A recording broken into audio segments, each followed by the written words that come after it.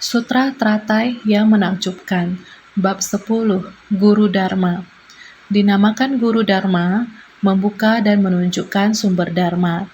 Xunfa Xiang Sutra Teratai, episode 1197. Tathagata memberikan ceramah Dharma adalah demi menciptakan kondisi yang mendukung dalam mengungkapkan ajaran. Masing-masing dari para murid utama telah mendapat peramalan dari Buddha. Sekarang, memberi bukti akan masa lampau, sehingga mereka tahu tentang kejadian lampau hingga kini. Bagaimana jalinan jodoh semula dengan Buddha Mahabhisna Nanabibu hingga kini tidak pernah hilang. Tahu kalau jalinan Dharma itu telah terkumpul dalam satu persamuhan pada hari ini, juga demi benih-benih tak habis-habisnya di masa mendatang. Itu sebabnya bab ini dibubuhkan dengan nama Guru Dharma, dikarenakan harus mengandalkan Guru Dharma untuk membuka dan menunjukkan ajaran. Sebelumnya, kita telah menyelesaikan bab peramalan bagi yang masih dalam tahap belajar dan yang telah melampaui tahap belajar. Buddha Sakyamuni berwelas asih secara berkelanjutan terhadap muridnya yang berbeda-beda, berbeda kapasitas, berbeda sebab dan kondisi, diklarifikasi satu persatu dan diberi peramalan. Sudah berakhir. 2000 murid menerima peramalan. Di antaranya terdapat Ananda dan Rahula. Ananda dan Rahula diketahui dan dikenal oleh semua orang. Sebab dan kondisi pelatihan diri mereka sangat cukup. Sejak kalpa yang tidak terhitung di masa lalu, telah membangkitkan tekad dan membangun ikrar, meyakini secara mendalam. Mereka mulai mengikuti Buddha dari kehidupan ke kehidupan, muncul di alam manusia, menegakkan perbendaharaan Dharma, atau menjalankan praktek tersembunyi. Dua orang ini dengan Buddha di awal memberi peramalan kepada Sariputra, 4 murid utama, selanjutnya 500 murid, dan Purna Maitrayani Putra. Setiap sebab dan kondisi mereka semua merahasiakan kalau di dalam menjalankan praktek bodhisattva, sedangkan di luar menampakkan penampilan Sravaka. Dari kehidupan masa lampau, mempunyai sebab dan kondisi yang sangat erat dan datang ke dunia, membantu dan mendukung tempat pencerahan Sang Buddha. Semua adalah bodhisattva. Sekarang melanjutkan bab Guru Dharma. Mari kita mengatakan, Tathagata memberikan ceramah Dharma adalah demi menciptakan kondisi yang mendukung dalam mengungkapkan ajaran. Setiap orang yang menerima peramalan adalah bodhisattva dengan kapasitas besar selama ini. Demi membantu dan mendukung tempat pencerahan, masih harus terus melatih diri. Mereka juga datang sebagai pengikut Buddha. Oleh karena itu, Tathagata memberikan ceramah Dharma adalah demi menciptakan kondisi yang mendukung dalam mengungkapkan ajaran, yaitu datang membantu dan mendukung tempat pencerahan, juga untuk melatih diri dari kehidupan ke kehidupan. Masing-masing dari para murid utama telah mendapat peramalan dari Buddha. Demikian datang selama banyak kehidupan. Hingga sekarang, sebab dan kondisi telah matang dan memperoleh peramalan dari Buddha. Ini membuktikan masa lampau, waktu sangat lama yang lalu, kalpa sebanyak butiran debu yang lalu. Masa lalu itu, bab perumpamaan kota gaib. Kalpa sebanyak butiran debu, masa ini memang mustahil untuk dihitung. Begitu lama waktu telah berlalu, masa dulu sampai masa kini. Sekarang yang kita bicarakan sekarang adalah masa 2000 tahun lalu, di era Buddha Sakyamuni dan masa depan. Masa depan di era itu adalah masa kini di era kita sekarang.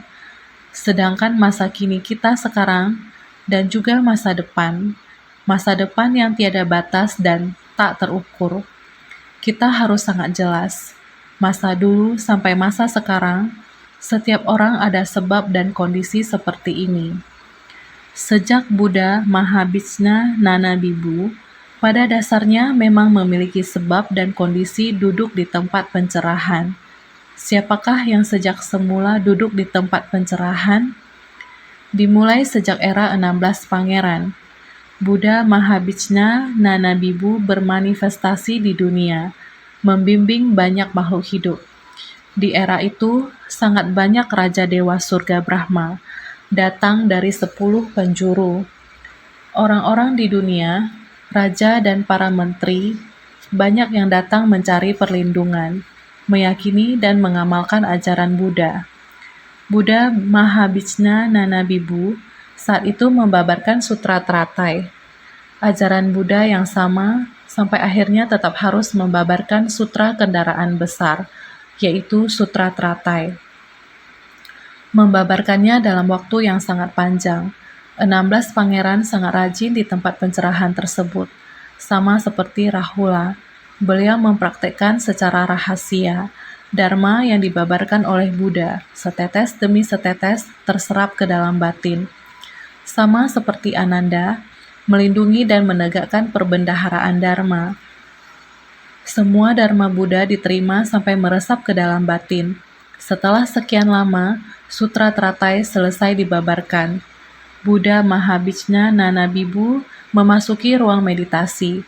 16 pangeran mulai menyadari ini adalah misi mereka, menegakkan perbendaharaan Dharma, mendengarkan Dharma, membabarkan Dharma, dan menyebarkan Dharma. Setiap orang yang berjodoh dengannya, ayo kemari untuk mendengar Sutra Teratai. 16 pangeran di saat yang bersamaan membawa orang yang berjodoh dengannya. Setiap orang membabarkan Sutra Teratai pada waktu yang sama. Dengan metode ini, terhadap para penjalin jodoh, 16 pangeran telah menanamkan benih kebajikan, butir demi butir benih kepada orang yang berjodoh dengannya, mulai dari kehidupan ke kehidupan. Setelah melewati waktu yang begitu lama hingga saat ini, dari era Buddha Mahabijna Nanabibu, asal jalinan jodoh itu, jalinan jodoh yang paling mendasar, terus hingga saat ini, yaitu era Sakyamuni Buddha. Orang-orang tersebut dari era Buddha Mahabijna Nanabibu, orang yang mendengar Sutra Teratai, terus sampai ke era Sakyamuni Buddha mencapai kebudaan, tidak ada yang tersesat, mengikuti dari kehidupan ke kehidupan seperti ini, terus sampai Sang Buddha mencapai kebudaan. Tathagata memberikan ceramah Dharma adalah demi menciptakan kondisi yang mendukung dalam mengungkapkan ajaran. Untuk mengajar Dharma, kita membutuhkan orang yang mendengar. Jikalau kita mengajar dan tidak ada yang mendengarkan, disebut tidak memiliki sebab dan kondisi. Oleh karena itu, ketika ada orang yang bertekad untuk mendengarkan Dharma, maka tidak akan terputus mengajar Dharma. Seperti halnya sekarang kita memiliki benih sebab dan kondisi pendukung. Setiap hari kita membahas Sadharma Pundarika Sutra. Pembabaran akan terus dilanjutkan. Kenapa? Sekarang kita memiliki teknologi yang demikian, dapat meneruskan apa yang disampaikan dengan menyeberangkannya ke atas awan, lalu dari awan ditaburkan ke bawah, kepada banyak negara di dunia. Itu ada perbedaan waktu, tetapi tidak ada keterlambatan detik. Untuk sebagian mereka sekarang adalah malam hari, untuk sebagian masih sore hari, untuk sebagiannya lagi masih pagi hari. Ada yang pembagian zona waktunya sama seperti kita. Oleh karena itu, ada perbedaan waktu seiring perputaran bumi. Terdapat perbedaan waktu, siang hari atau malam hari. Ada perbedaan waktu. Namun dalam hitungan detik tidak ada perbedaan. Berbicara pada saat yang bersamaan. Pada saat itu juga semuanya dapat menerima, mendengar dan terserap ke dalam. Demikianlah sebab dan kondisi ini. Sehingga pembabaran Dharma tidak berhenti. Dengan prinsip kebenaran yang sama, pada masa Sang Buddha berada di dunia, datang ke dunia adalah untuk membuka dan menunjukkan agar para makhluk dapat mengerti. Setiap orang pada hakikatnya memiliki kebijaksanaan tatata. Sifat Buddha dari kita dan kebijaksanaan, setiap orang juga memilikinya. Dharma memenuhi segala alam Dharma pada alam semesta ini.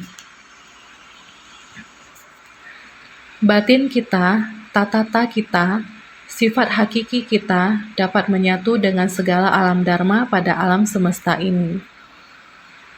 Lautan sifat hakiki yang tercerahkan pada dasarnya dimiliki setiap orang, hanya saja kita tidak tahu. Sang Buddha penuh welas asih menampakkan wujud di dunia untuk membabarkan dharma, agar kita memahami kebenaran sejati, menghayati bahwa bagaimana seharusnya kita melangkah di jalan agung ini, melangkah maju pada jalan pencerahan yang besar dan lurus, tidak menyimpang. Inilah tujuan Sang Buddha datang ke dunia. Hendaknya ada banyak orang berkeinginan untuk menerima, berkeinginan untuk mendengar. Jika benih sebab dan kondisi pendukung telah matang, barulah dia dapat mencapai kebudaan. Tujuan utama dari mencapai kebudaan adalah untuk membabarkan dharma. Maka, jalinan dharma itu telah terkumpul dalam satu persamuhan pada hari ini. Jalinan dharma telah terkumpul, telah datang berkumpul, juga demi benih-benih tak habis-habisnya di masa mendatang. Pada era Buddha, membabarkan dharma ini kepada orang pada era itu dengan harapan agar orang yang mendengar dharma pada ketika itu, yaitu yang datang mendukung tempat pelatihan, dapat menciptakan jalinan jodoh selanjutnya. Dari satu tumbuh menjadi tak terhingga. Tak terhingga berawal dari satu. Seperti halnya Purna Maitrayani Putra, setelah meresapi ajaran Buddha Dharma, menyebarkan benih di mana-mana, dan mengajarkan Dharma, berharap semua orang juga memiliki kesempatan yang sama, menerima ajaran Buddha Dharma. Inilah mengapa Purna Maitrayani Putra bersedia mengorbankan tubuhnya. Meskipun ada orang yang jahat datang membunuhnya, dia juga tidak takut. Selama dia melakukannya dengan tujuan menyebarkan prinsip ajaran Buddha Dharma yang dapat diterima di masa mendatang. Inilah jalinan jodoh Sang Buddha dengan muridnya.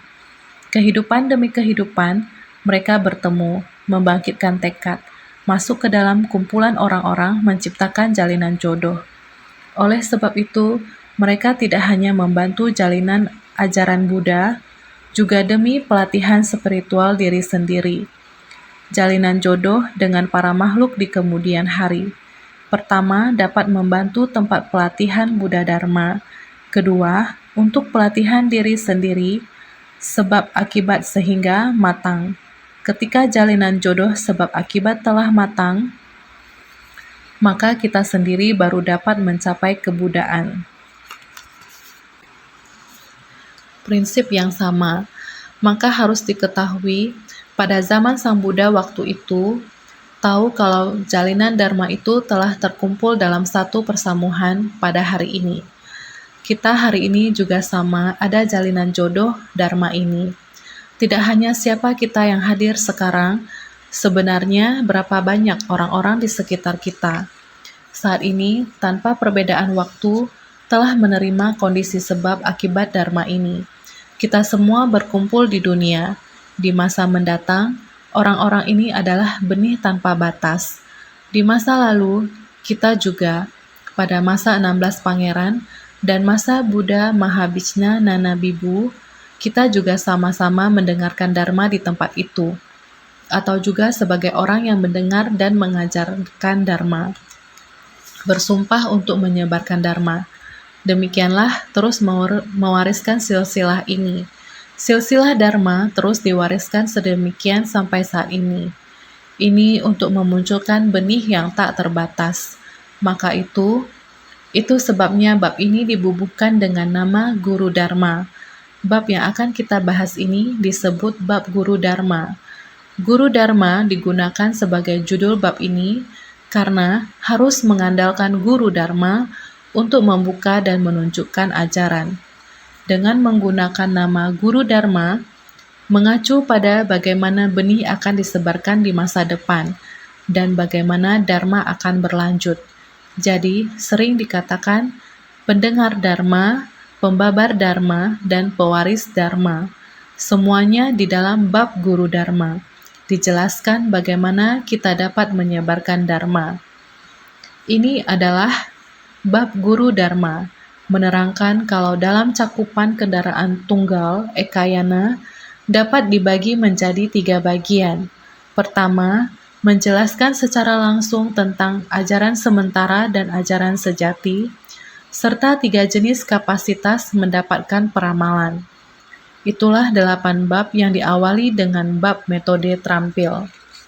Kedua, memberi pujian pada cara dari para praktisi dalam memupuk kebijaksanaan dan kebajikan, serta menasehati agar menegakkan perbendaharaan Dharma, adalah orang-orang yang dari batin mendalam menghormati, meyakini, dan menegakkan Dharma menakjubkan, serta mengajak orang-orang agar dari batin mendalam menghormati, meyakini, dan menegakkan Dharma menakjubkan.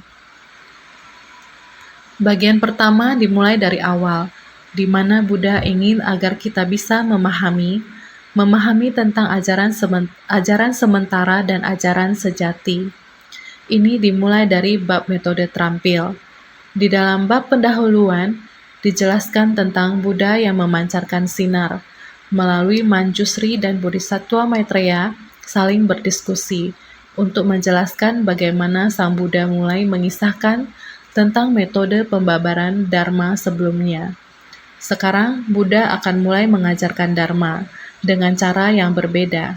Ini adalah bab pendahuluan. Berlanjut ke bab metode terampil. Sang Buddha mulai membuka ajaran sementara, sehingga Buddha menjelaskan kepada semuanya bahwa mereka mesti beralih dari metode terampil yang dipakai sebelumnya. Sekarang Buddha hendak mulai menerangkan tentang ajaran sejati, yakni prinsip kebenaran yang sejati dari kendaraan tunggal.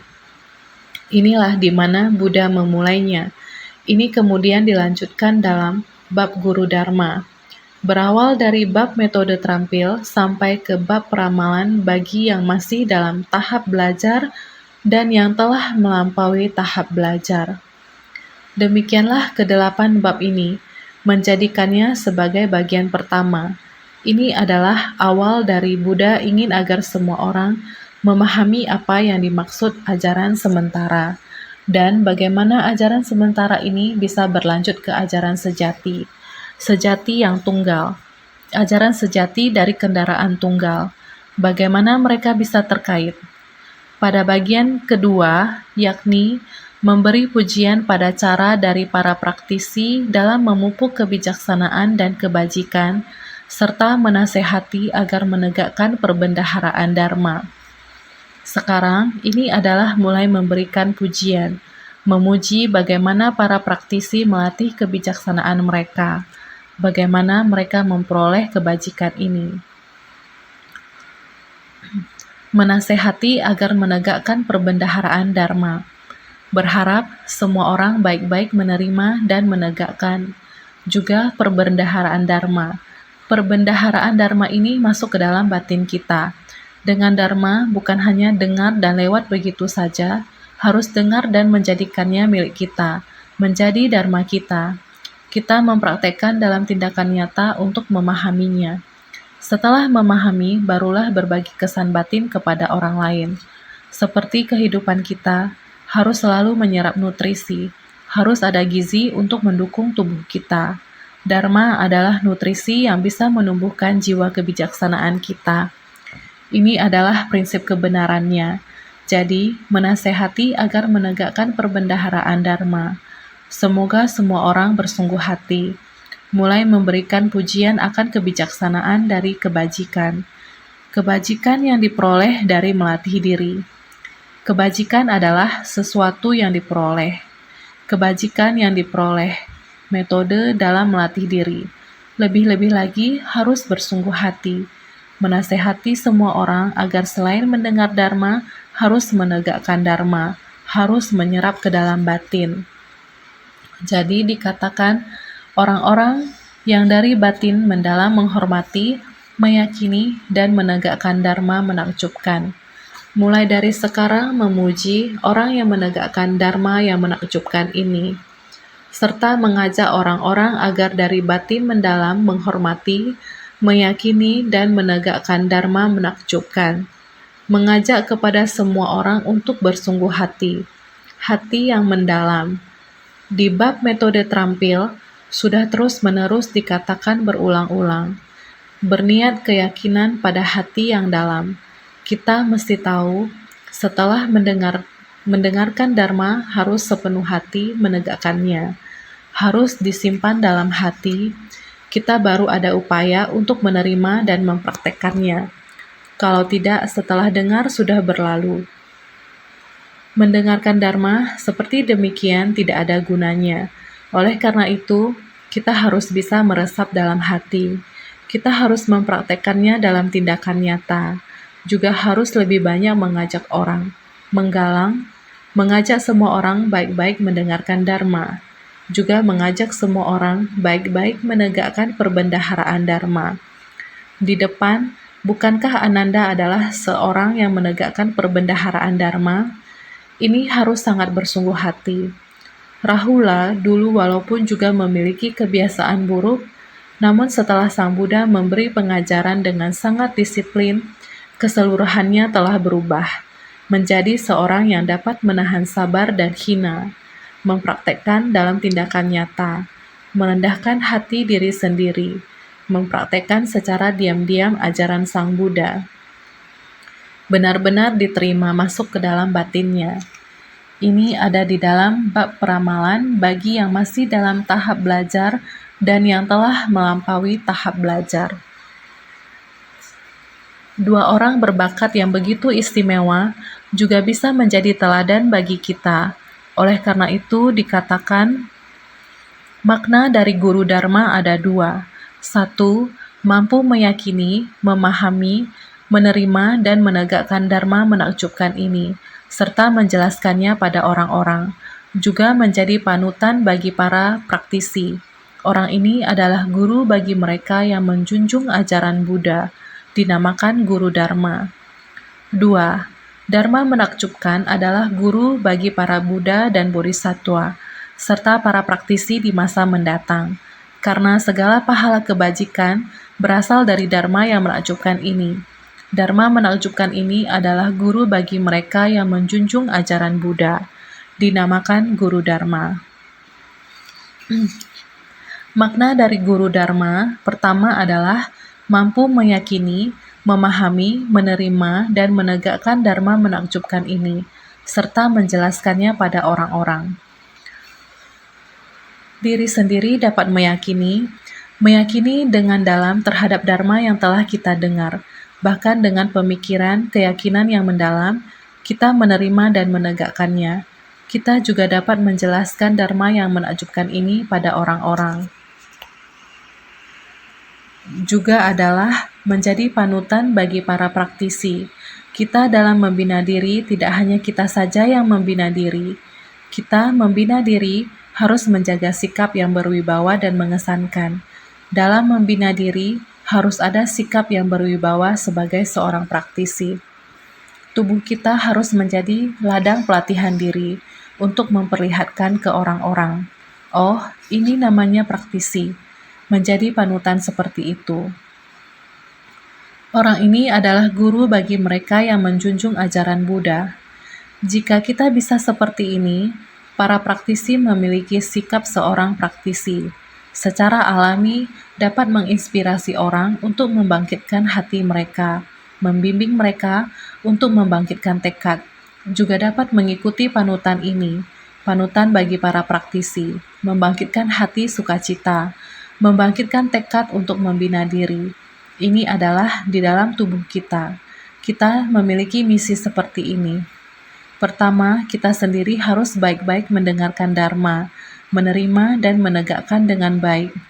Sikap yang berwibawa dan mengesankan dari tubuh kita, tata krama, ditampilkan di tengah orang banyak. Menggunakan cara ini untuk menyelamatkan para makhluk. Kita membina diri adalah harus membina masuk ke dalam hati. Hati yang demikian, niat dalam membina diri. Mulut membabarkan dharma, tubuh harus memenuhi sikap bermartabat. Ini adalah panutan. Ini adalah aturan kedisiplinan. Ini adalah sikap bermartabat. Ini adalah panutan. Dengan begitu dinamakan guru Dharma, guru bagi mereka yang menjunjung ajaran Buddha. Guru yang dapat membimbing orang-orang agar mau membina diri dan mendengarkan Dharma.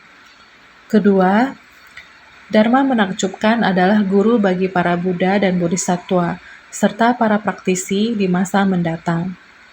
Kita harus mengamalkan dan menegakkan Dharma menakjubkan.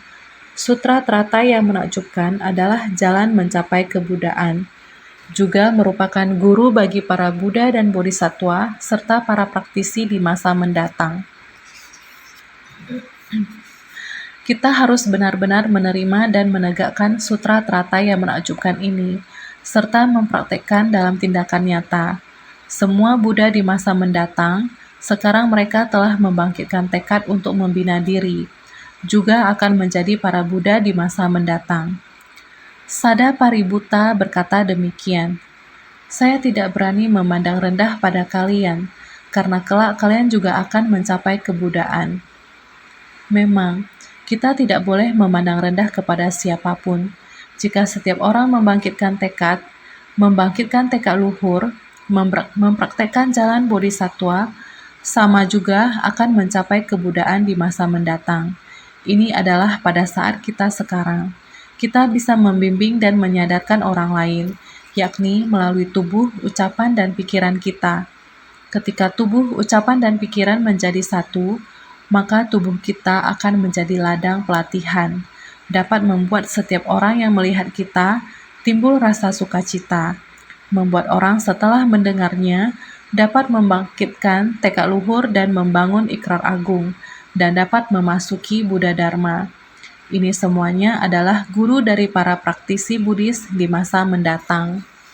Jadi, karena segala pahala kebajikan berasal dari Dharma menakjubkan ini, Dharma menakjubkan ini adalah guru bagi mereka yang menjunjung ajaran Buddha. Segala pahala kebajikan adalah karena adanya Dharma menakjubkan ini. Kita telah memahami prinsip kebenaran. Kita telah mengetahui bahwa jangan melakukan kejahatan apapun, amalkan segala kebajikan. Kita telah memahami bahwa kita harus lebih banyak menjalin jodoh baik dengan para makhluk.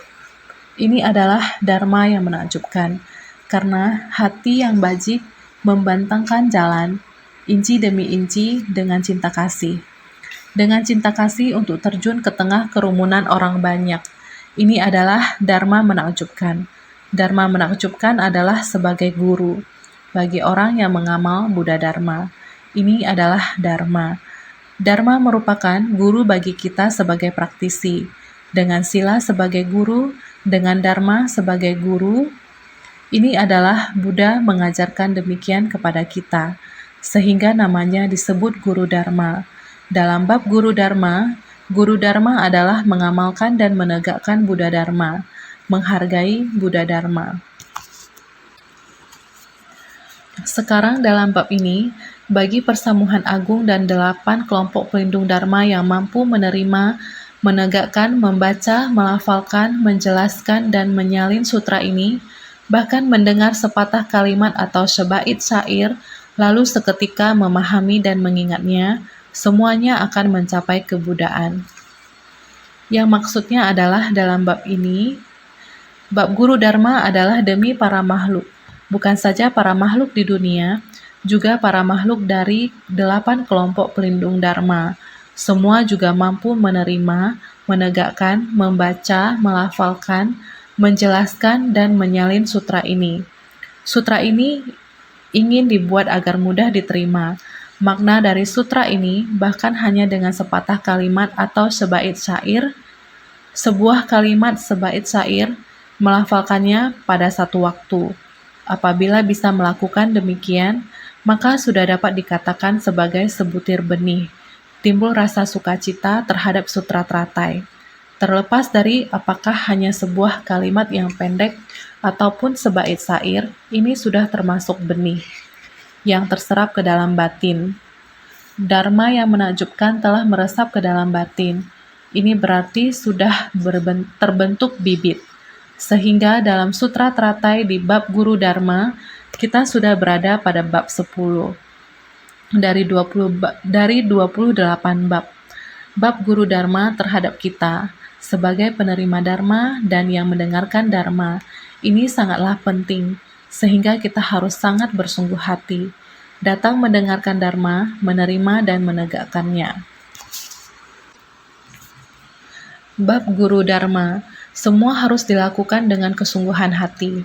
Ini karena dalam bab guru dharma, bab ini harus sangat mementingkan keberadaan dharma. Dharma adalah guru bagi diri kita. Kita memegang teguh ajaran Buddha, terus mewariskan dharma yang menakjubkan ini kepada banyak orang. Jasa pahala kebajikan ini, meskipun hanya sebaik syair yang sementara saja, apabila bisa menerimanya sampai ke dalam batin, mempraktekkan sesuai ajaran yang diajarkan, inilah yang disebut pahala kebajikan. Jadi, kita hendaknya sangat bersungguh hati. Naskah sutra selanjutnya adalah, pada ketika itu, Bhagawan melalui Bodhisattva Baisa Yaraja memberitahukan 80.000 makhluk agung. Baisa Yaraja, engkau lihat dalam persamuhan agung ini. Sutra Teratai Bab 10 Guru Dharma. Di awal naskah sutra, Sang Buddha pada saat itu, Bhagawan pada saat itu, awal naskah sutra di saat itu, Bhagawan melalui Baisaya Raja, melalui Bodhisattva Baisaya Raja memberitahukan Sang Buddha justru mau semua orang mengetahuinya. Dengan 80.000 makhluk agung, dapat dilihat sangat banyak orang yang hadir di tempat tersebut. Ada 80.000 orang. Seberapa besar tempat itu dapat menampung 80.000 orang? Ini pasti termasuk 8 kelompok pelindung dharma. Pada ketika itu, Bhagawan melalui Bodhisattva Baisaya Raja memberitahukan 80.000 makhluk agung. Buddha melalui Baisaya Raja memberitahukan persamuhan agung. Melalui bergantung pada Baisaya Raja, membakar tubuh dan lengan, membicarakan aktivitas dalam kehidupan lampau dan jalinan jodoh dari Bodhisattva Baisaya Raja, bagaimana di masa lampau memberikan persembahan kepada sutra teratai. Ketika kita membabarkan sutra, di mana ada dharma, pasti ada 8 kelompok pelindung. Pelindung dharma, melindungi dharma. Jadi, angka besarnya menggunakan 80.000 adalah merujuk pada angka yang besar. 8 kelompok pelindung dharma ini dapat juga disebut bodhisattva. Bodhisattva adalah nama sebutan ini, adalah mendorong orang-orang untuk membangkitkan tekad luhur, berpegang teguh dharma kebajikan. Semuanya tidak lain adalah bodhisattva. Makhluk agung adalah bodhisattva. Ini adalah melalui.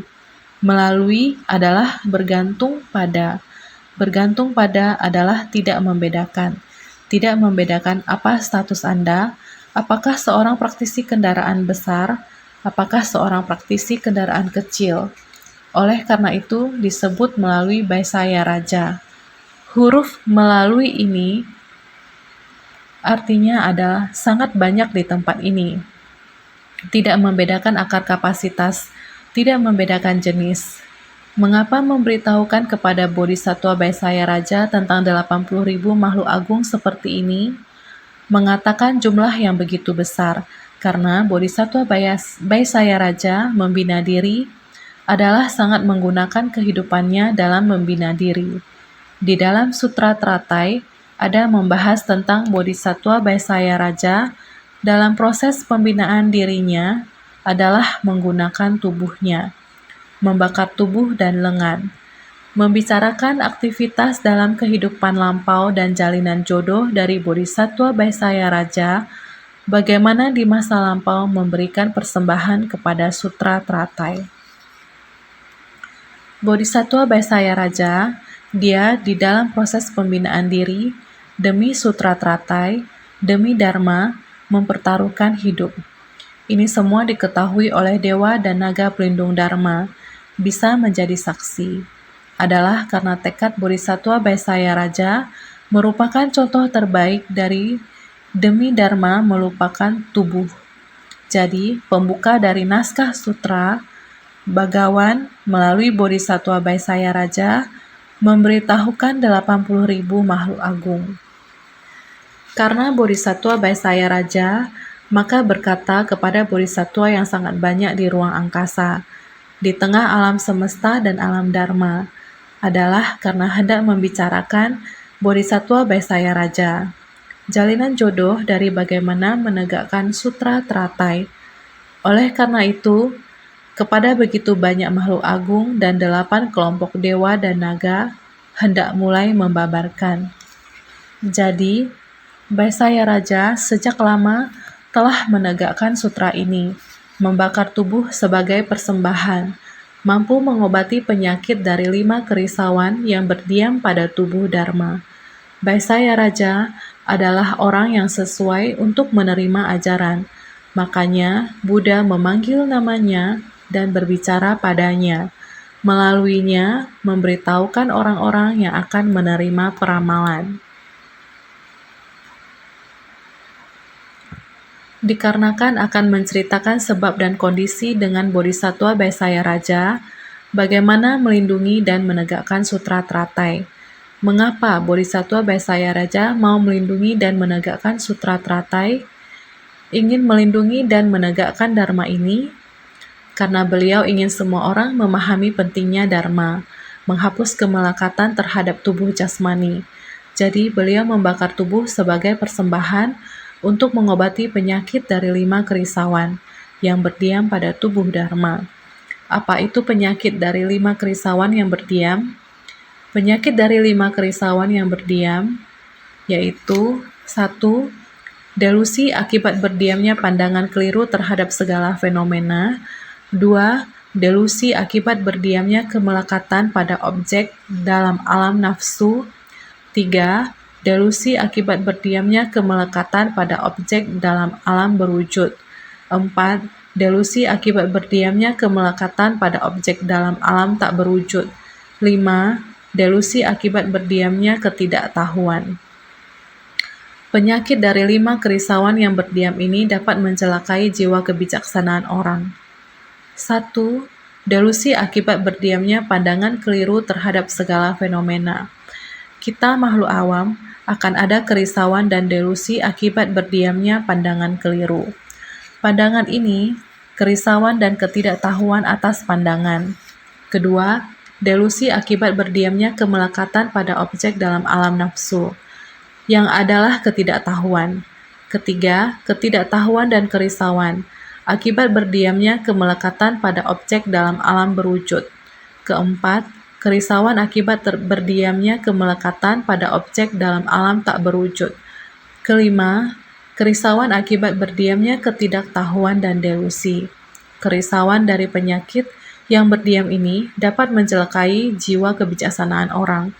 Kekeruhan pandangan para makhluk tidaklah lain adalah karena cinta.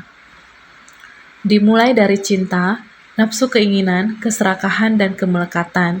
Cinta dan nafsu keinginan bukan adalah karena ada objek atau rupa. Nafsu keinginan akan rupa dari pria dan wanita. Segala sesuatu dari langit dan bumi, berbagai rupa.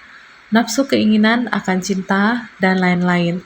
Semuanya adalah pencipta dari ketidaktahuan dan kerisauan ini. Jadi ini dinamakan penyakit dari 5 kerisauan yang berdiam. Penyakit dari 5 kerisauan yang berdiam ini dapat mencelakai jiwa kebijaksanaan orang. Orang adalah demikian, ketidaktahuan dan delusi. Awalnya, kita dan Buddha adalah setara. Sifat tercerahkan dari sifat hakiki. Lautan kebijaksanaan dengan langit dan bumi adalah satu kesatuan. Kita adalah seperti ini, ditutupi oleh ketidaktahuan. Itu dikarenakan adanya kerisauan dari penyakit 5 delusi yang berdiam, sehingga menyebabkan jiwa kebijaksanaan kita tidak mampu untuk berkembang. Sehingga jiwa kebijaksanaan juga telah sakit. Sekarang, bagaimana untuk mengobati jiwa kebijaksanaan kita, menumbuhkan jiwa kebijaksanaan kita, yaitu pada bab Guru Dharma. Bodhisattva Baisaya Raja bagaimana mementingkan Dharma. Bodhisattva Baisaya Raja pada bab Guru Dharma adalah orang yang sesuai untuk menerima ajaran. Karena Bodhisattva Baisaya Raja, Buddha mulai akan mengatakan bab guru Dharma, sehingga Buddha memanggil namanya dan berbicara padanya, memanggil Bodhisattva Baisaya Raja. Melaluinya, baru mulai akan mengatakan pada semua orang yang telah mendapatkan peramalan itu, semua harus mendengar baik-baik. Ini mestinya pada bab peramalan bagi yang masih dalam tahap belajar dan yang telah melampaui tahap belajar. 2000 orang di sana, Buddha Sakyamuni kembali lagi secara istimewa mengatakan akan menegakkan Dharma, pentingnya menegakkan Dharma, sehingga memberitahukan 80.000, mempercayakan harapan mendasar dari Sutra Teratai kepada para bodhisattva. Sebagaimana dikatakan dalam bab kemunculan dari bumi, hanya pengikut sendiri yang boleh mengemban tanggung jawab. Ini menunjukkan kalau lainnya tidak boleh. Sutra teratai kita di masa mendatang, juga bab kemunculan dari bumi, Buddha selalu mengharapkan semua orang harus menegakkan Dharma menakjubkan, Sutra teratai yang menakjubkan. Ini adalah harapan mendasar Buddha, mulai akan mengamanahkan Dharma, sehingga bodhisattva yang membangkitkan tekad luhur di masa mendatang. Ini merupakan pintu dasar Sutra Teratai.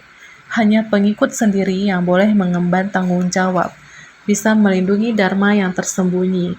Ini menunjukkan kalau lainnya tidak boleh. Sebenarnya, Buddha ingin orang di dunia saha semua ikut mengemban, bukan di luar dunia saha, bukan berharap setiap orang bisa menyebarluaskan di dunia saha, tentu saja juga mementingkan dunia di luar. Buddha berharap orang yang mengemban tanggung jawab ini seharusnya orang di dunia saha yang mengemban tanggung jawab. Ini merupakan harapan mendasar Sang Buddha. 80.000 adalah kumpulan dari 8 kelompok pelindung Dharma. Disebutkan puluhan ribu adalah merujuk pada angka yang besar, 80.000 orang. Tetapi di sini disampaikan 80.000. Makhluk agung, sebutan untuk bodhisattva.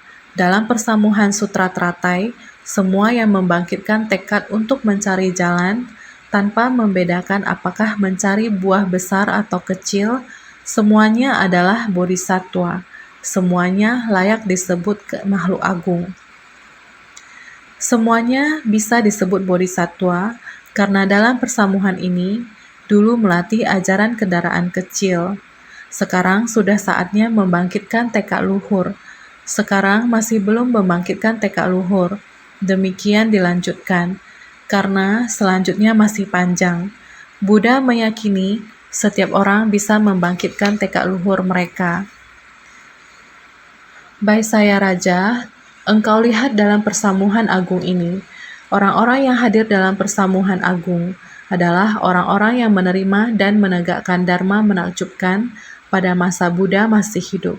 Itulah guru Dharma. Orang-orang ini semua berada di zaman yang sama dengan Buddha, terutama Buddha membabarkan Sutra Teratai. Zaman ini, dan juga orang yang bisa menegakkan Dharma menakjubkan disebut guru Dharma. Ini adalah ketika berada pada zaman yang sama dengan Buddha. Dalam lahan pelatihan ini, setiap orang seharusnya mengemban Dharma menakjubkan ini. Di antara para makhluk, Buddha menyebut Baisaya Raja. Apakah kamu melihat di antara para makhluk ini? Setiap orang bisa mencapai kebuddhaan, karena mereka telah menerima peramalan. Di masa mendatang, seberapa lama pun, mereka juga merupakan orang yang bisa menegakkan Dharma menakjubkan. Orang-orang ini bisa disebut sebagai guru Dharma. Ini merupakan kewelas asihan Buddha, mulai bagaimana harus menjadikan pahala kebajikan dari menegakkan Dharma menakjubkan sebagai teladan dengan berjuang demi Dharma, ingin membabarkan supaya kita memahami, sehingga kita, semua orang harus senantiasa lebih bersungguh hati.